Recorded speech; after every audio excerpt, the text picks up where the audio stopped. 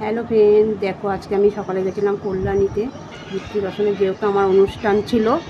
তা সেখান থেকে দেখো ভলেন্টিয়ার হয়েছিলাম। ভলেন্টিয়ারে এই টপিটা পেয়েছি, ভলেন্টিয়ার এই টপিটা সেখান দিয়ে পেয়েছি। আর একটা পেয়েছি টপি, এটা নিজস্ব ফেসবুক থেকে আমি পেয়েছি, দুখানা টপি পেয়েছি। তার সাথে সম্মান দিয়েছে, এই যে গায়ে উত্তরটা, এটা সম্মান দিয়েছে। আর তার সাথে একটা গলায় একটা ব্যাজ পরিয়ে দিয়েছিল, এই যে।